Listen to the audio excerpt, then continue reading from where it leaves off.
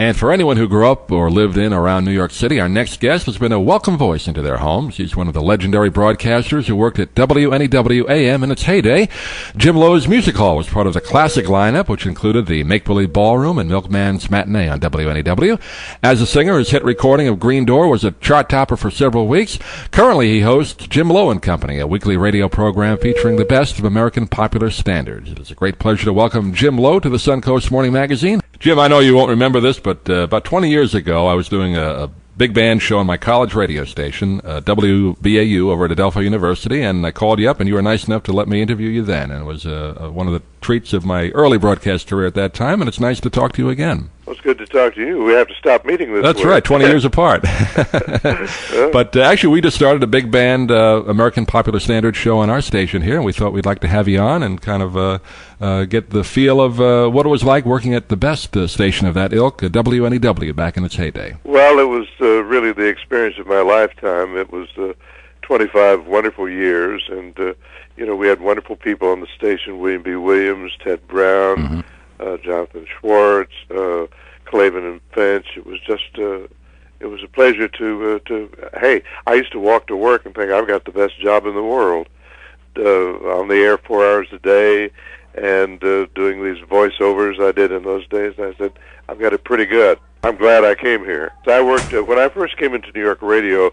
I was at WCBS long before they went all news. I was there from 55 to 59. Then I went to WNBC, and I did monitor on the NBC radio network 7 years while I was there. Then I went to WNEW and lived happily ever after. That jingle was really key in the success of that station. Somehow it just absolutely, the notes fell into place, WNEW, and everybody remembered it, and a lot of people like yourself sing it to this day. Somebody once described it as black tie radio. You had such a powerhouse lineup on that station, though, with Ted in the morning, and then William B. in the Make-Believe Ballroom, and you came in, I believe you did 3 to 7 for many years, the Jim Lowe's Broadway. A music hall, actually, and then at night you had the Milkman's Matinee. It was a powerhouse lineup. It was all fun until they made me program director, and that's right. You were I PD didn't for a love while. that too much. Well, here I was all of a sudden, in name at least, the boss of people I had worked with and around for years and years and years, and we got along fine. Except I never felt completely comfortable with it. Bob Jones, is he still working radio? I haven't talked to Bob in a while. Gene Clavin, unfortunately, passed away a couple of months ago. Right. And I'm really sort of the last one left standing, I guess. I think you and Jonathan Schwartz. He does a show on WNYC, Jonathan is on the radio on WNYC on Saturday and Sundays. Right. And he's on satellite radio now. So I happen to have the book, the 50th anniversary book, Where the Melody Lingers On, and it is chock full of some great pictures. You mentioned the Al Hirschfeld caricatures and biographies of yourself and all the great DJs that were on, and just the history of the station. We had it at Madison Square Garden. We had Rosemary Clooney and Mel Torme and Joe Williams and Margaret Whiting, and it was just a spectacular night. We want to talk about your new radio show, Jim Lowe and Company, with the Smith Street Society. It's a nationally syndicated show. Talk a little bit about that. Well, I just got back from New York. We tape 4 shows in a row, 4 one-hour shows. But, of course, we stop and start, and we take time out to rearrange the guests. It's, to my knowledge, it's the only show that, of its nature, that's on the radio today. We tape it live at the Jazz O Bar, which is a very hot jazz club in New York on East 58th Street. And we have a live band, a live quartet, and we have live guests. And then I do a little number at the piano, a little sort of a Jim Lowe's musical notebook. And we play 2 or 3 records. And when I'm doing it, as I said, we did it Monday, I'm a kid again, doing what I did again. As a matter of fact, I'm going to send you a copy down there because it might, if I may put in a plug for myself, it might fit your format. We're all around the country now. We're in Los Angeles and Seattle and San Diego and Dallas, Philadelphia, and we're on about 25 stations. I'm probably the only one who hasn't retired and come down there. One of the sad days in radio is when 1130 went all business, and I thought that was a tough day. Unfortunately, the largest and most important city in the country doesn't have a station with Frank Sinatra and Ella Fitzgerald and Nat Cole and Sarah Vaughan. You know, radio is a strange animal these days. One of our problems has been that most of the stations that carry our kind of music are hooked up, you know, on one of the satellite network and the Stardust network, and so a lot of those stations, there's nobody at the store, so to speak, and it would be impossible to insert a 1-hour weekend show. But anyway, as the years come and go, we're adding more and more stations. Good morning. This is Betty Kimura. Does that name sound familiar at all to you, Jim? Yes, Betty. How are you? Hi, I am fine. I'm so glad you remembered me.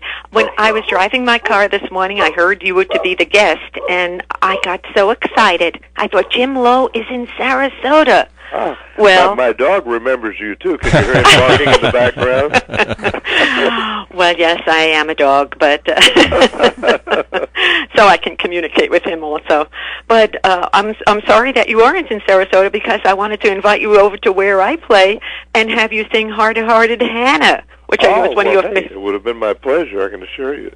I sang "Hard-Hearted Hannah" at the drop of a whatever. No. Hard-hearted Hannah, the vamp of Savannah, the meanest gal in town. Well, I think it's so terrific that you're doing what you're doing, and I have to say one of the big thrills was meeting Dorothy Loudon through your show, because she was one of my favorites, and I understand that you recorded with her. That was probably her last recording.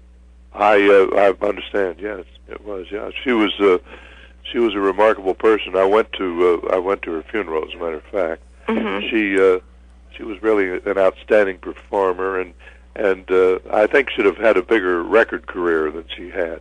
Thank you, Betty. Jim, right. I just want to ask you, doing the show that I'm starting here on our station, and we're going to feature obviously the classic recordings of Sinatra, Ella, and Tommy Dorsey and that kind of thing, but also the newer artists which are keeping this music alive, like Ann Hampton Callaway, Jane Monheit. I'm sure you appreciate the younger artists up there trying to keep the cabaret and this type of music going. Well, it's funny you should mention that, because I did a big spiel on one of the tape shows the other day about how younger people and people from other walks of music, other types of music like country music and rock, are doing the music of the golden era now.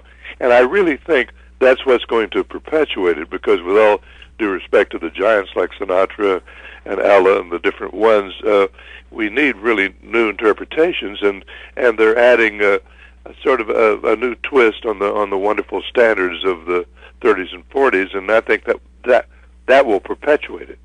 Now, Diana Krall has really taken the recording industry with this type of music. A new guy by the name of he's so new I can't remember his name. Curtis Stigers. Oh, sure. There are a lot of people that John are Pizzarelli. really doing it and doing it well. John Pizzarelli, another one. Oh, yeah. Well, John's been on the show on several occasions. As a matter of fact, I think he's at Michael Feinstein's room beginning this week. But we've had a lot of wonderful people on and continue to. It's as I say, I really get a kick out of doing the show. We tape once a month, but the show is a weekly show, and it keeps my hand in. Now, did you do any work at QEW when NEW went off the air? No, I never went over. You didn't there. go over there, okay. I listened briefly while I was out here, and out here being East Hampton, and kind of in a semi, not lethargic, but semi-retired state. But when this opportunity came along to do the syndicated show, I said, hey, yeah. Yeah, another station, QEW, that picked up the mantle, but then they went Disney.